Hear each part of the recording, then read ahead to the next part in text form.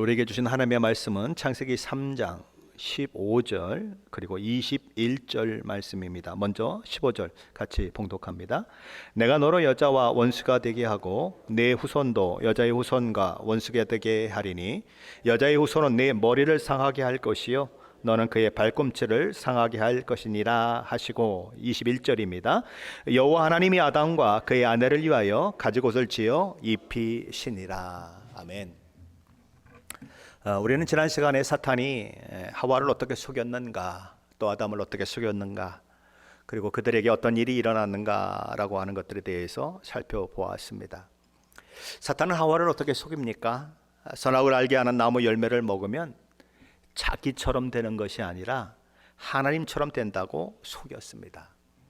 하지만 하와 아담이 선악을 알게 하는 나무의 열매를 먹은 결과는 하나님처럼 되는 것이 아니라 사탄처럼 되는 것이었습니다.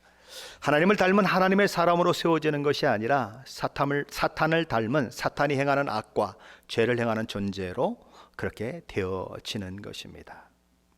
선을 더 알게 되는 것이 아니고 악을 더 알게 되었습니다. 그리고 그들의 죄는 그들 자신에게만 영향을 미친 것이 아니라 오고 오는 세대에도 다 영향을 미치게 됩니다. 그들 때문에 죄가 세상에 들어오고 그 죄로 말미암아 사망의 모든 인류 가운데 임하게 되었습니다.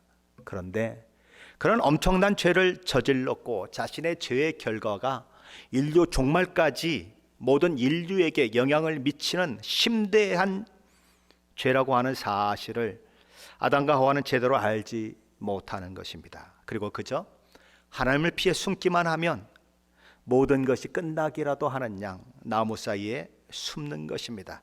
하나님, 우리를 발견하시면 안 됩니다. 그들의 소원이었죠. 그러나 근데 하나님께서 그들을 찾아내십니다. 그리고 아담아 내가 어디 있느냐 물으시자 그들은 하나님 앞에 몸을 드러내지 않을 수 없었습니다. 그래서 이렇게 말하는 것이죠. 내가 벗었으므로 두려워하여 숨었나이다. 사람의 부끄러움 그리고 두려움을 벗어나기 위해 일반적으로 하는 행동은 무엇입니까? 숨는 것입니다. 그들은 왜 두려워했을까요? 그들은 왜 숨고 싶어졌을까요? 그들이 죄를 범한 사실 때문입니다. 그래서 아담과 하와는 하나님과 마주치는 것을 원하지 않았습니다. 그들은 하나님을 찾지 않았습니다. 아니, 하나님이 찾지 못하시기를 원했습니다. 오늘 왜 이렇게 예배가 있는데 사람들은 예배에 오는 것을 거추장스럽게 생각하기도 하고 어떤 무슨 일이 생기기만 하면 그 일 때문에 예배를 포기하는 그런 일들이 일어날까요? 왜 그렇게 성경을 읽으라 그러는데도 성경을 읽지 않고 일주일에 한 번 먼지 털고 오는 그런 일들이 일어나고 평생 걸쳐서도 성경을 일독도 하지 않는 신자들이 많아지는 걸까요? 이유는 다른 데 있지 않습니다. 하나님께 발견되는 것을 원하지 않기 때문입니다. 하나님의 말씀 앞에 벌거벗은 채로 드러나지 않기를 원하기 때문입니다. 하나님의 말씀을 들으면 들을수록, 하나님의 말씀을 읽으면 읽을수록 자신의 죄됨이 드러나고 자신의 악한 행동이 드러나는데 그걸 원하지 않기 때문이에요. 내가 왜 교회까지 와서 죄인이라는 소리를 들어야 합니까?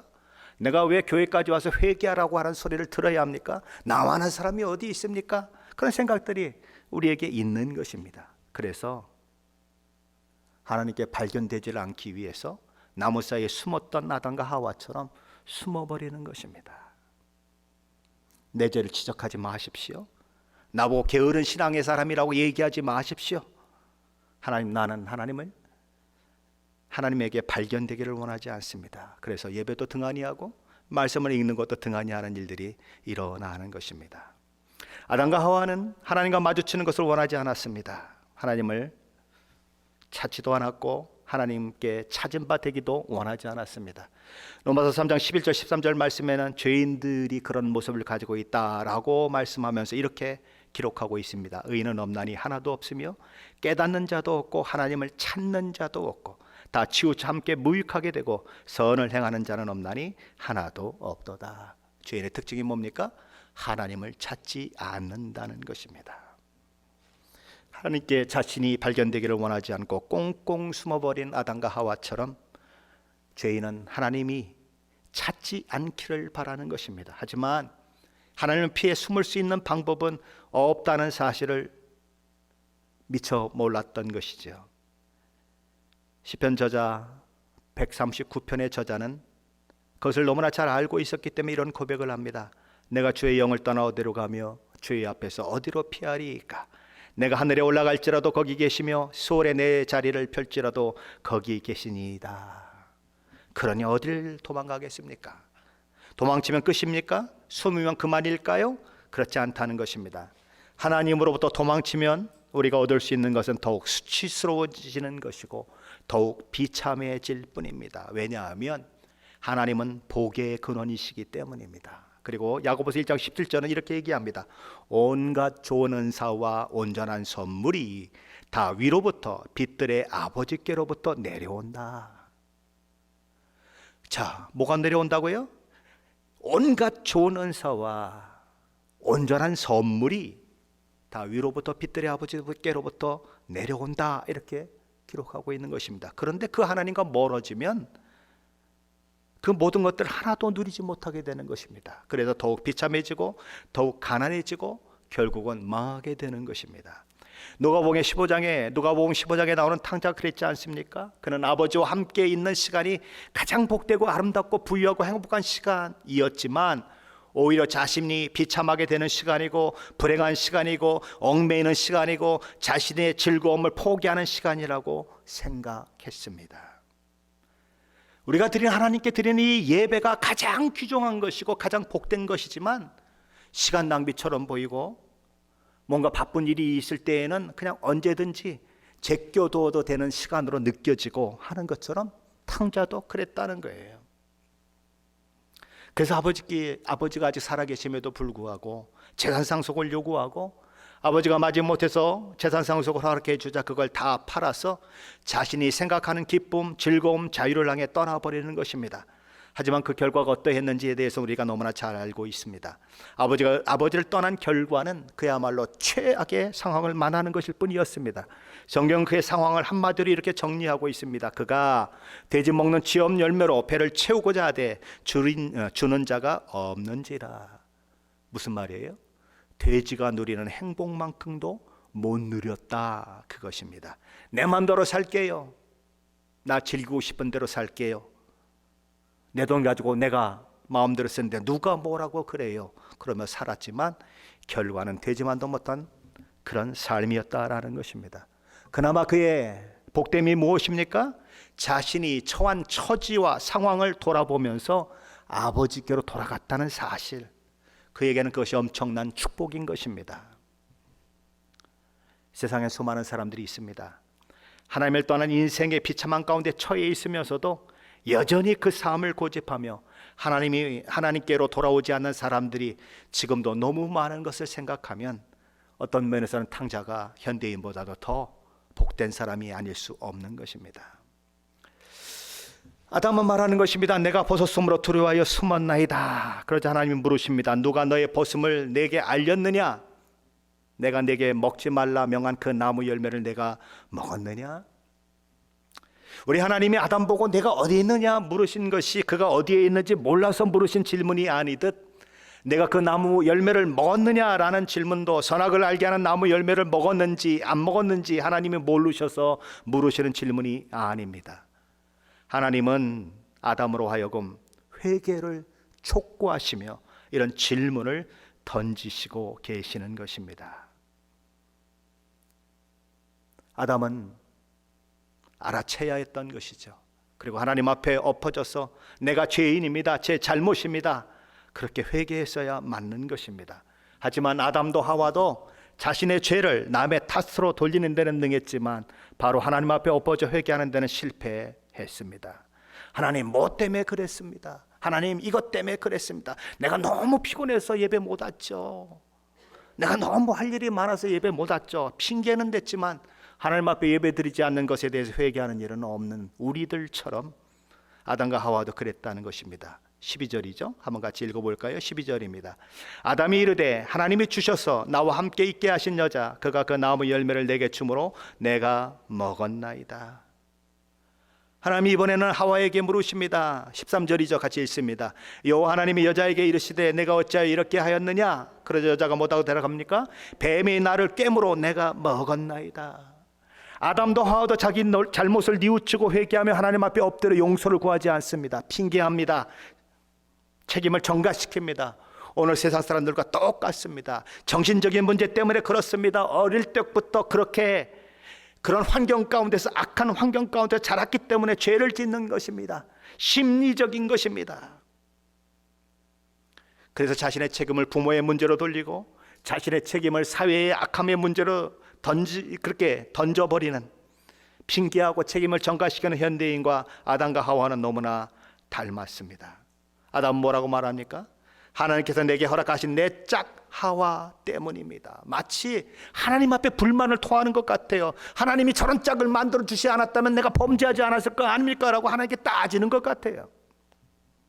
회개는 하지 않고 그런 모습을 보이는 것입니다. 제일 먼저 죄를 지은 사람이 누굽니까? 하와입니다. 그런 핑계할 게 아무것도 없어요. 그런데 뭐라고 얘기합니까? 뱀이 나를 꿰어 내가 먹었나이다. 죄에 대한 핑계는 있지만 회개는 없습니다. 아담과 하와는 먹었다는 사실만큼은 부인하지 않습니다. 하지만 누구 때문에 그랬다고 이야기하면서 마치 재판장 앞에서 정상을 참작해 주십시오라고 애걸복걸하는 것처럼 그런 모습을 지금 보이고 있는 것입니다. 그렇다면 하나님은 이 모든 일에 대해 어떤 판결을 내리셨을까요? 하나님은 먼저 뱀에 대해서 선고하시는데 그 내용이 14절에 기록되어 있습니다. 14절 같이 읽어봅니다. 여호와 하나님이 뱀에게 이르시되 내가 이렇게 하였느냐? 내가 모든 가축과 들의 모든 짐승보다 더욱 저주를 받아 배로 다니고 살아있는 동안 흙을 먹을지니라. 하나님 뱀에게 이렇게 말씀하셨습니다. 내가 이렇게 하였느냐? 그에게 지금부터 내려지는 형벌이 그가 저지른 죄에 대한 적절한 판결이라는 사실을 하나님이 그렇게 밝히시며 시작하시는 것입니다. 하나님께서는 뱀에게 첫째로 내가 모든 가축과 들의 모든 짐승보다 더욱 저주를 받을 것이다 라고 선포하셨습니다. 창세기 3장 1절에 보면 뱀은 하나님이 지으신 모든 들짐승 중에 가장 간교한 창조물이었다라고 기록합니다. 이 간교하다고 하는 말은 다른 말로 지혜롭다라고 하는 말입니다. 중성이에요.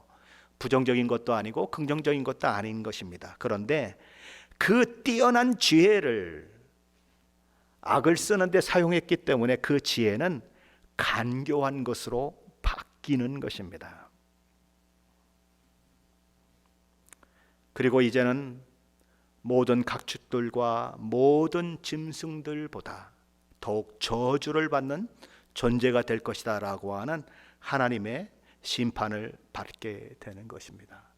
가장 지혜로웠던 뱀이 이제는 다른 모든 짐승들보다도 더 저주받는 존재로 그렇게 하락해버리는 그런 일들이 일어나는 것입니다. 지금까지 저주라고 하는 단어는 한 번도 나타난 적이 없습니다. 그런데 가장 지혜로운 뱀에게 저주라고 하는 단어가 적용되고 있는 것입니다. 둘째로 뱀은 배로 다니는 형벌에 처해졌습니다. 뱀은 이런 형벌에 처해지기 전까지만 해도 아마도 아름다운 하나님의 피조물이었을 것입니다. 왜냐하면 하나님이 모든 피조물을 만들어 놓으시고 보시기에 좋았더라 라고 말씀하고 계시기 때문입니다. 하지만 이제는 가장 혐오스럽고 수치스러운 짐승으로 전락했다라고 하는 것을 보여주는 것이 배로 다닌다는 말의 의미인 것입니다. 실제로 뱀은 흙을 먹게 되는 형벌에 처해졌습니다. 하와와 이 아담에게 선악을 알게 하는 나무를 열매를 먹도록 미혹했던 뱀은 이제는 자신이 뭘 먹어야 되는 존재가 되었는가? 흙을 먹어야 하는 존재가 되었다라는 것입니다. 근데 뱀이 흙을 먹습니까? 안 먹습니까? 흙 먹는 뱀 보셨습니까? 흙을 먹는 뱀은 없습니다.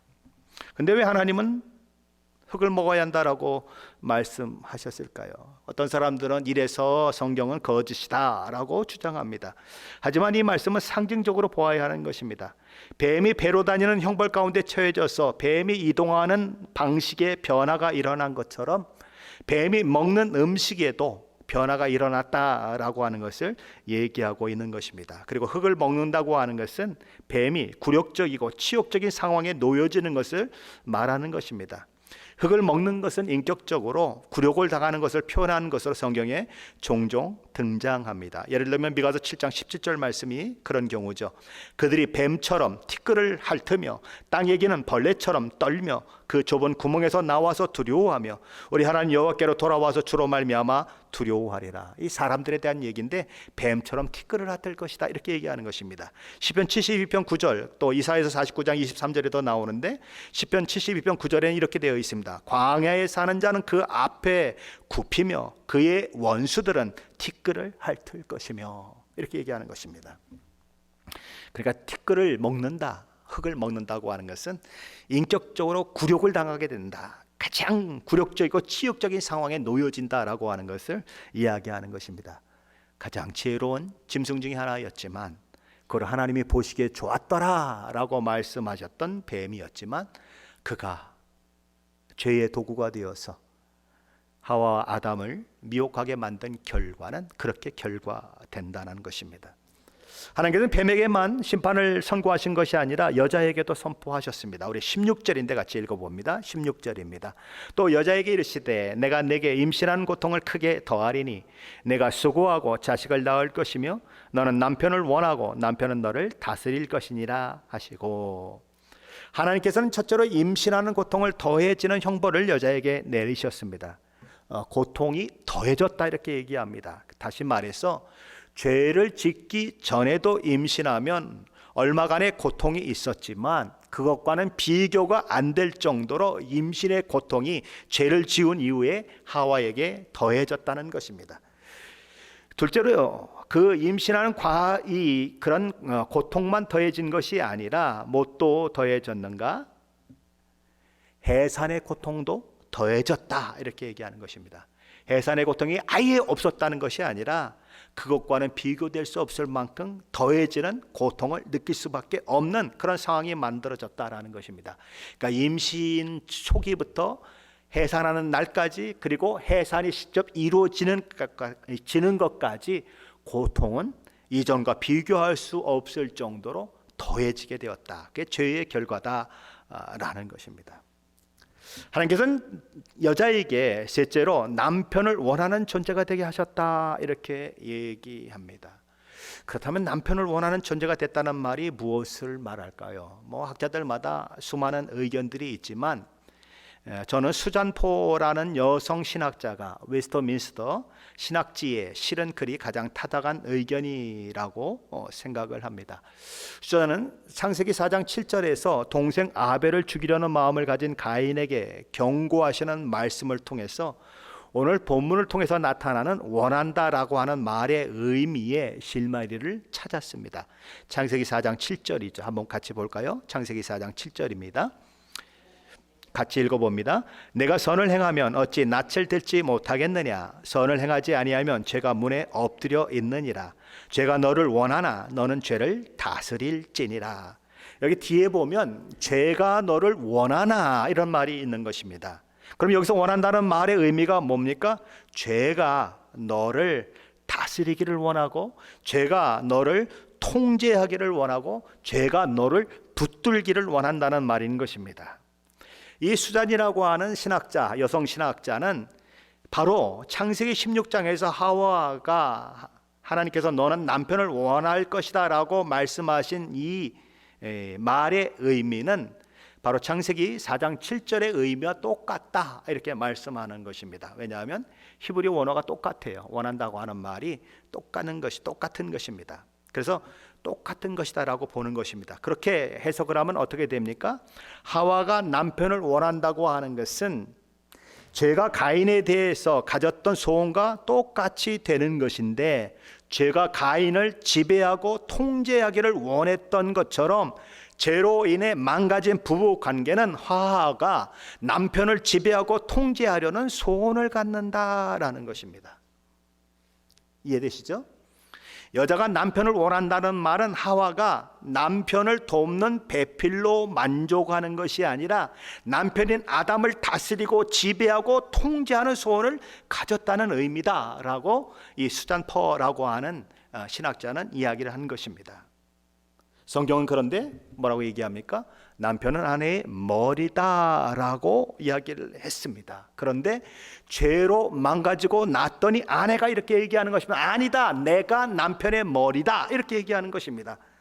남편이 내가 주는 선악과를 먹고 그리고 타락했다. 그때부터 벌써 내 말 잘 들었으니까 앞으로 내 말 잘 들어야 하는 것이 남편의 역할이다. 이런 아주 그런 표현들이 나타나게 되었다라는 것입니다. 그래서 아담을 먼저 창조하시고 돕는 배필로 지어진 하와 사이에 분쟁이 일어나게 된다는 것입니다. 아담의 머리됨이 자신의 머리됨으로 취하려는 하와, 그리고 자신의 머리됨을 지키려는 아담의 싸움, 그것이 인류 가운데 시작이 됐다라는 것입니다. 지금도 흔히 집에서도 일어나는 일 아닙니까? 누가 주도권을 갖는가? 누가 이 집의 대장이냐? 이거 가지고 부부들이 싸우지 않습니까? 그렇죠? 요즘은 남자들이 머리 되는 경우 드물죠. 거의 여자들이 대부분 머리를 차지하고 있습니다. 그래서 차를 사러 가면 남자가 아무리 딜을 해놔도 소용이 없습니다. 아내 데려오라고 얘기합니다. 왜요? 아내만 데려오면 색도 뒤집히고 차종도 뒤집히고, 그 다음에 이 차를 만드는 메이커도 뒤집혀 버립니다. 그래서 남자들하고는 딜을 안 하려고 그래요. 해봐야 소용이 없다는, 시간 낭비라는 거예요. 여자 데려오라는 거예요. 계속 분쟁을 하는 것입니다. 하와가 분쟁했듯이 남편과 아내의 싸움은 지금도 계속되고 있는 것입니다. 그래서 남성 상위 시대, 근데 요새는 또 여성 상위 시대, 그렇게 되지 않습니까? 그러다 보니까 남자를 둘 낳으면 목메달, 여자를 둘 낳으면 금메달, 이런 얘기도 있는 것입니다. 그렇죠? 여자가 주도권을 가지고 있으니까 여자아이를 낳으면 행복한 거예요, 부모가. 근데 남자를 둘을 낳으면 아무것도 없는 것입니다. 그래서 뭐라고요? 목메달. 여기다 목메달고 다 하는 거다 이거입니다. 동메달이 아니고. 그런 우스갯소리가 나오는 것입니다. 왜요? 여성이 더 강해지기 때문에 그렇습니다. 그런 싸움은 앞으로도 계속되겠죠. 그러나 하나님은 그런 하와에게 분명히 말씀하시는 것입니다. 뭐라고 말씀하십니까? 너는 그런 소원을 가질지 모르지만 여전히 남편은 아내된 너를 다스리는 머리다. 16절 하반전에 이렇게 얘기합니다. 남편은 너를 다스릴 것이니라. 아담은 자신의 머리됨을 아내된 여자에게 이름을 지어주는 것을 행사하는 것을 보게 됩니다. 20절이죠. 한번 같이 읽어볼까요? 20절입니다. 아담이 그의 아내의 이름을 하와라 불렀으니 그는 모든 산자의 어미가 됨이라. 아담이 누구의 이름을 지어줬죠? 각종 짐승의 이름을 지어줬습니다. 그 지어준다고 하는 의미는 아담이 그들을 다스린 자라고 하는 표시를 가지고 있는 것처럼 지금 아내의 이름을 지어주는 그 아담의 모습을 보게 되는 것입니다. 자, 이렇게 하와에 대해서 심판을 선고하신 하나님은 아담에 대해서도 심판을 선고하십니다. 17절로 19절 말씀인데 함께 읽어봅니다. 17절로 19절입니다. 아담에게 이르시되 내가 내 아내의 말을 듣고 내가 내게 먹지 말라 한 나무의 열매를 먹었은즉 땅은 너로 말미암아 저주를 받고 너는 내 평생에 수고하여야 그 소산을 먹으리라. 땅이 내게 가시덤불과 엉겅퀴를 낼 것이라. 내가 먹을 것은 밭의 채소인즉 내가 흙으로 돌아갈 때까지 얼굴에 땀을 흘려야 먹을 것을 먹으리니 내가 그것에게 취함을 입었음이라. 너는 흙이니 흙으로 돌아갈 것이니라 하시니라. 하나님께서는 아담에게 이렇게 말씀하십니다. 내가 내 아내의 말을 듣고 내가 내게 먹지 말란 나무의 열매를 먹었은즉, 하나님 심판의 원인이 뭐냐 하는 것을 분명히 하나님은 말씀하시는 것입니다. 법정에서도 그러죠. 재판장이 당신은 몇 년, 몇 월, 며칠 어디에서 어떤 사건을 만들었기 때문에 당신에게는 3년형을 선고합니다. 아니면 사형을 선고합니다. 하듯이 하나님도 지금 그렇게 하시는 것입니다. 뭘 선고하셨습니까? 첫째, 하나님께서 아담에게 땅이 너로 말미암아 저주를 받아 그가 평생 수고해야 그 소산을 먹을 수 있게 되는 심판을 선고하셨습니다. 죄의 결과는 한 사람에게만 영향을 미치지 않았습니다. 그의 모든 관계에도 영향을 미칩니다. 하나님과의 관계에도 영향을 미치고 인간과 인간 관계에도 영향을 미쳤는데 특별히 부부 관계에도 영향을 미쳤습니다. 그리고 그가 대표가 되어 있는 피조물과의 관계에서도 영향을 미치는 것입니다. 땅이 하나님 앞에 잘못한 게 뭐가 있겠습니까? 아무것도 없어요. 하지만 아담의 죄로 인해 땅도 저주를 받는 일이 일어나는 것입니다. 왜냐하면 아담이 대표이기 때문에 그래요. 한 나라의 대통령이 잘못하면 어떻게 되죠? 모든 국민이 고통을 받는 것입니다. 그렇죠? 그래서 땅은 이전과 다르게 가시덤불과 엉겅퀴를 내는 일이 일어나게 되는 것입니다. 이로 인해 사람은 그것을 제거하는 데 땀을 흘려야 하는 것입니다. 그리고 땅을 개간하는 데 힘을 또 기울여야 하고 비지땀을 흘리면서 자신의 먹을거리를 준비해야 하는 그런 존재가 되는 것입니다. 제가 들어오기 전에는 땅이 엉겅퀴도 내지 않고 가시덤불도 내지 않았기 때문에 그걸 뽑으려는 수고를 할 필요가 없었습니다. 그리고 심는 대로 거두고 심는 것에 뭐 하나를 심으면 30배, 60배, 100배의 결실을 맺는 그런 일들이 가능했습니다. 그래서 노동은 고된 일이 아니고 기쁨이었고 거기서 그 자라나는 그런 곡식들을 얻고 채소를 얻고 하는 것이 아주 정말 즐거움이었어요. 하지만 제가 들어오고 나서 그 노동은 땀 흘린 대로 결과를 맺지 못하는 노동이 되어 버렸습니다. 허리가 휘도록 노력하지만 그 결과는 언제나 노력한 결과에 미치지 못하는 일이 일어났습니다. 왜냐하면 땅이 가시덤불, 엉겅퀴 같은 것을 내니까 채소가 먹어야 할 그렇죠?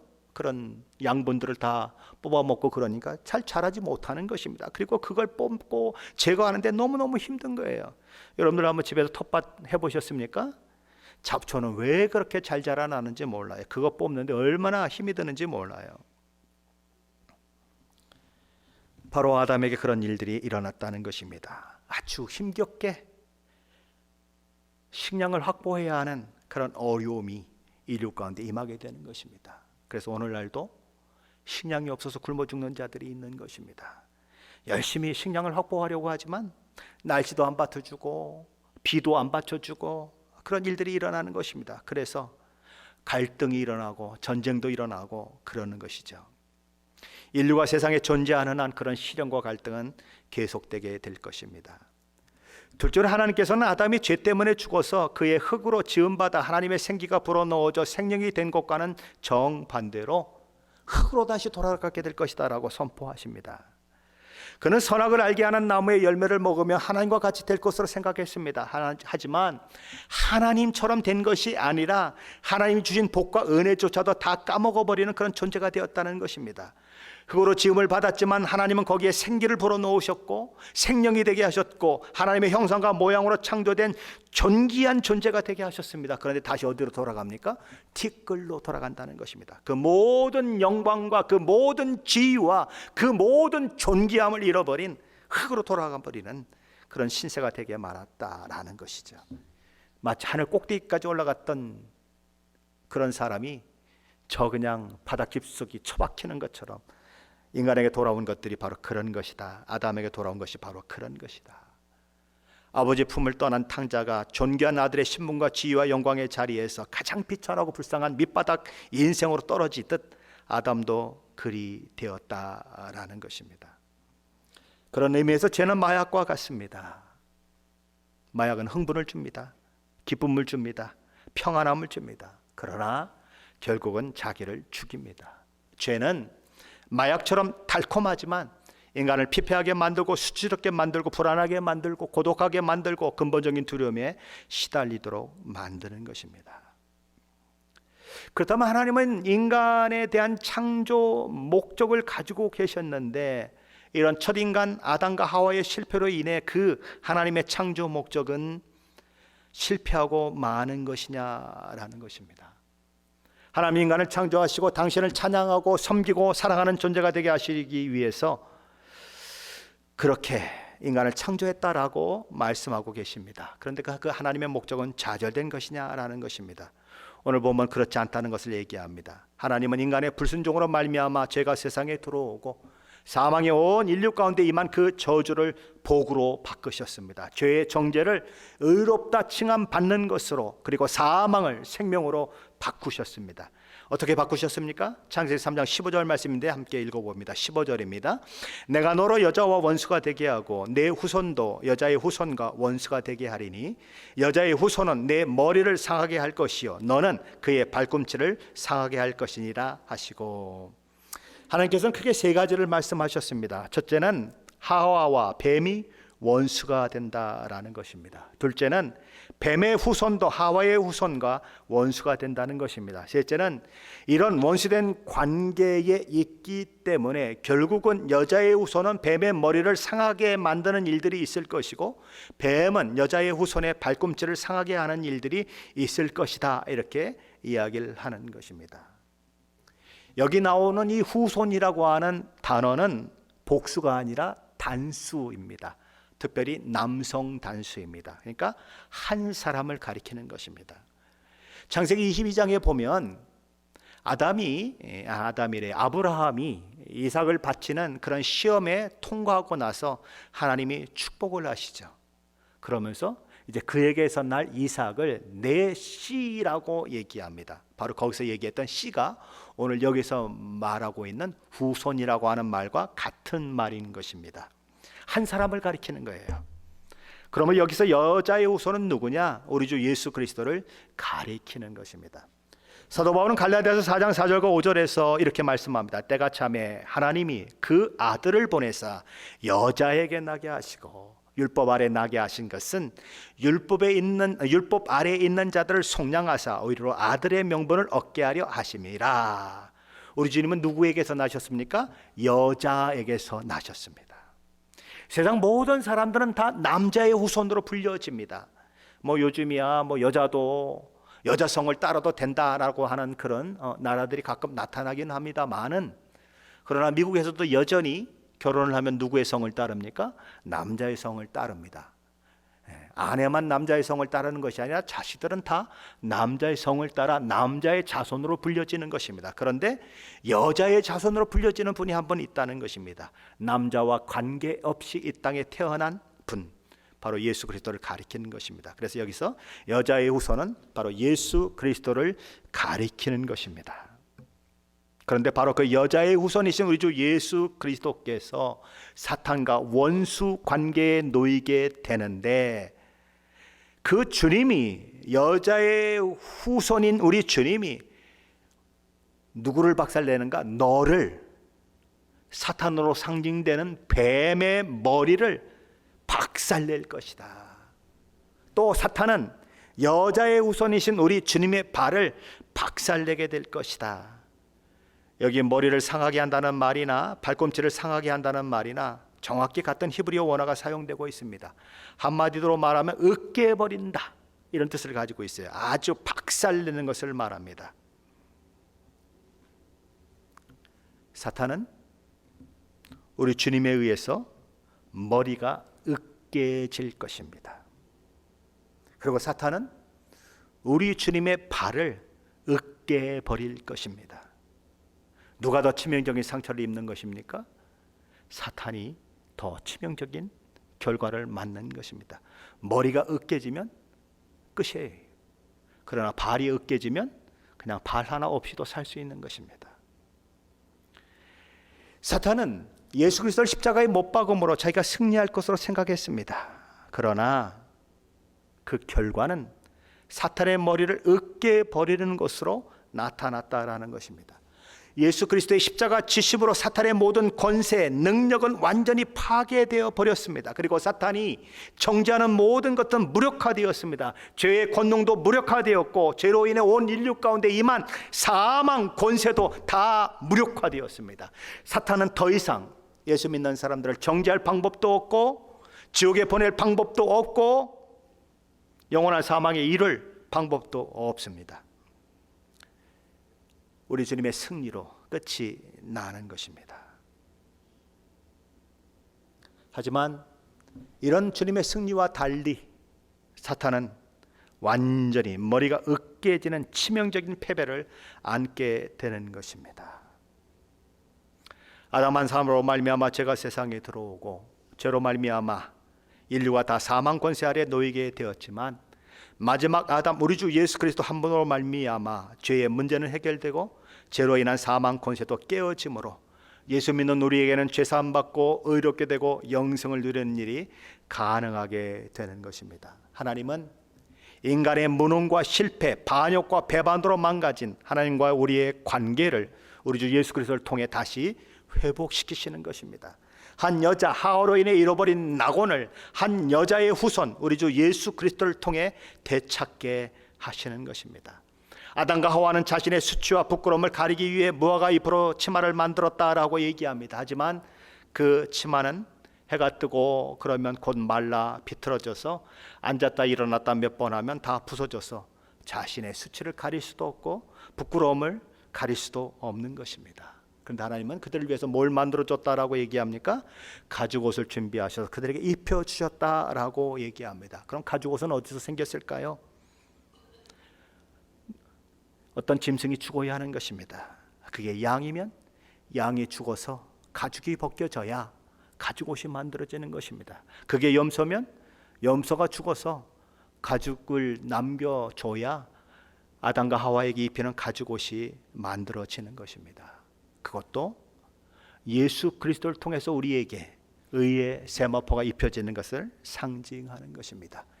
양이 죽어서 그 양의 가죽으로 옷이 만들어져서 부끄러움과 수치가 가려지는 것처럼 어린 양이신 예수 그리스도가 죽으셔서 저와 여러분의 수치와 더러움을 다 가려주시고 의롭지 않지만 의롭다 칭함을 받는 그 일들이 일어나고 이미 의롭다 칭함을 받고 하나님의 자녀가 되었으니 실지 의로운 사람이 되도록 성화의 과정을 거쳐가라고 하나님 우리에게 말씀하시는 것입니다.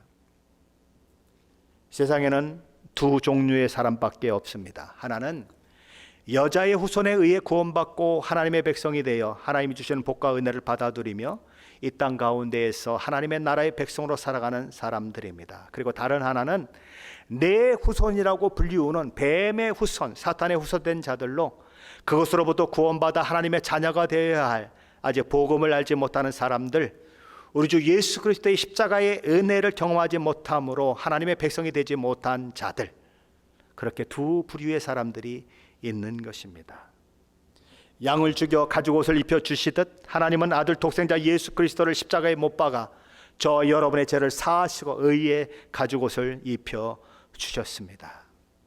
그 은혜를 우리는 경험했고 그 은혜로 인하여 하나님의 자녀가 되었고 하나님 나라의 백성이 되었습니다. 하지만 아직도 세상에는 여전히 그런 은혜와 복을 누리지 못하는 사람들이 있는 것입니다. 우리는 바로 그런 사람을 향하여 복음의 빛을 비추어야 하는 것입니다. 우리가 왜 열방과 나라와 민족을 위해서 기도합니까? 우리가 왜 코소보 땅에 선교사를 보내서 그곳에서 사역을 하게 만듭니까?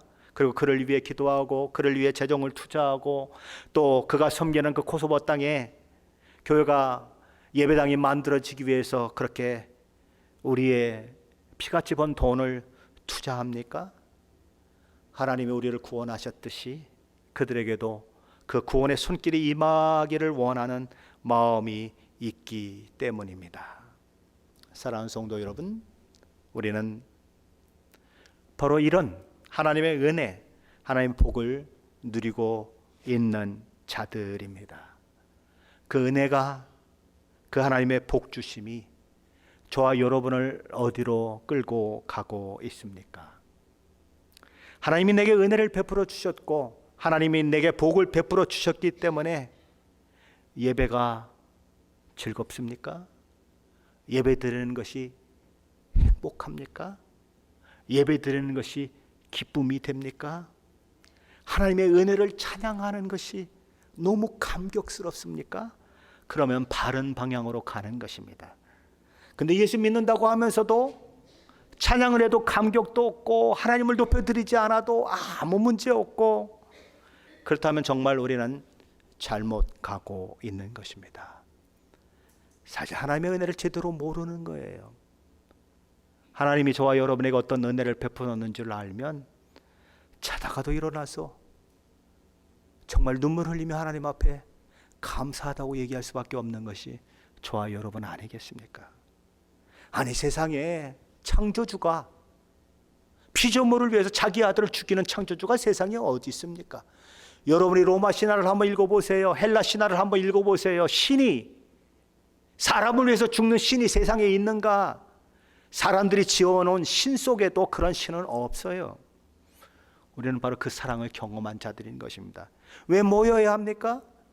그 하나님이 찬양과 경배를 받기 위해서 우리를 창조하셨고, 그 창조의 목적이 무너진 것 같으자 아들을 보내신 것까지 저와 여러분을 구원하셨기 때문에 우리는 그 구원의 목적, 그것을 알고 하나님을 찬양하는 것입니다. 그건 억지로 찬양하는 것이 아닙니다. 억지로 참여하는 것이 아니에요. 목사 얼굴 보려고 수요 예배 오는 것이 아니에요. 하나님이 내게 베푸신 그 은혜가 너무 감사해서 예배하지 않고는 견딜 수 없는 그 마음을 가지고 하나님 앞에 와서 예배하는 거예요. 저와 여러분의 예배는 그래서 축제가 돼야 하는 거예요.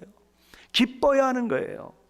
하나님의 은혜를 생각하고 하나님을 노래하고 하나님이 보내신 예수 그리스도를 마음 가운데 떠올리면 막 가슴에 감동이 일어나고 감사가 일어나고 기쁨이 일어나고 세상 근심이 사라지고, 세상에서 찌꺼기 같이 살아도 나가서 다시 내가 찌꺼기가 돼도 하나님의 말씀대로 살겠다고 하는 각오가 생기고, 그래서 와서 예배되면 막 회복이 돼서 예배 드리고 나가면 세상 속에서 더 강력한 믿음의 전사로 세워지고, 세상에서 주는 것 없고 받는 것 없고 미움과 핍박과 박해를 당해도 I don't care. 나는 하나님을 믿는 사람이야. 내가 받은 하나님의 은혜에 비하면 내가 받는 이 고통, 내가 받는 이 핍박 아무것도 아니지. 그러고 믿음을 살아가는 사람이 바로 저와 여러분이에요. 저와 여러분의 예배는 그런 감동이 있는 예배가 되어야 하는 것입니다. 그런 감격이 있는 예배가 되어야 하는 것입니다. 예배 시간에 얼마 모이지 않는데 그냥 수예배도 폐하여 버릴까요? 새벽기도 변명 오지 않는데 그냥 새벽기도 다 없애버릴까요? 저는 그러지 못하겠어요. 하나님 예배하는 것이 얼마나 소중한데 어떻게 예배를 없애요? 못해요. 여기 한 명 남아도 저하고 집사람 둘이서라도 예배를 할 겁니다. 왜요? 하나님은 그것을 기뻐하기 때문에 그래요. 저는 우리 교회 성도들 가운데 그런 기쁨이 있기를 바라요. 정말 예배를 억지로 오는 것이 아니라 오늘은 피곤해서 못 가, 오늘은 뭐가 있어서 못 가, 그게 아니라 그 하나님의 예배하는 시간이 너무 소중하고 너무 기쁘고 그 예배를 통해서 너무 큰 것을 경험하고, 그래서 그 막 감동 때문에 어찌할 수 없고, 그런 일들이 일어나면 어떻게 예배를 안 오겠습니까?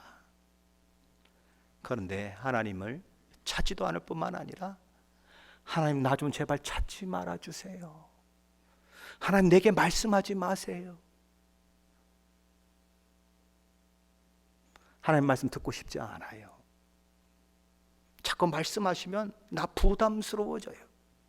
나 그 부담 갖기 원하지 않아요. 그냥 말씀도 읽으려고 하지 않는 것이고 예배도 참석하지 않으려고 하는 그런 모습들이 나타나는 것입니다. 그죠? 그냥 썬데이 크리스찬 돼서 왔다 갔다 하고, 일주일 동안의 삶 가운데 하나님을 믿는 사람인지 세상 사람인지 알지 못할 삶으로 한 주간을 그냥 살아내고, 그러고는 그냥 주님 앞에 와서 하나님, 육신은 마음은 원이로 내 육신이 약해서 하나님 앞에 제대로 살지 못했습니다. 십자가의 피로 용서해 주세요. 그러고는 또 가버리고, 다음 주에 와서 또 그 기도 또 하고, 그 다음 주에 와서 그 기도 또 하고, 아이고 제가 하나님 같으면 발로 차버릴 것 같아요. 하나님 어떻게 성경을 읽기에는 맨날 와가지고 십자가의 피로 용서해 주시옵소서 그것밖에 없어요? 하나님 내가 피 흘리게 싸웠는데 지난번에 9번 넘어졌는데 이제는 8번 넘어졌습니다. 이 정도는 돼야죠. 육신이 약해서 못됐습니다. 용서해 주세요. 그리고 또 와서 또 얘기하고 또 와서 또 얘기하고, 그것 때문에 또 넘어지고 그것 때문에 또 넘어지고, 나 같으면 그냥 발로 차버려요. 아니 정말 믿음으로 살려고 노력해야 되는 거 아니에요? 하나님의 은혜를 받은 사람들이면 피 흘리기까지 싸워야 하는 거 아니에요? 그러고 넘어지는 건 우리의 연약함이죠. 근데 싸워보지도 않고 그냥 스스로 가서 잡혀주고 그냥 스스로 가서 세상의 노예가 되고 그래 놓고는 뭐 하나님 앞에 와서 용서해 주세요. 말이 됩니까 그게? 사랑하는 성도 여러분, 제 말로 듣지 마시고 하나님의 말씀을 들으시고, 저도 여러분도 정신 차리고 예수 믿는 일들이 일어나시기를 예수 그리스도의 이름으로 간절히 축원합니다.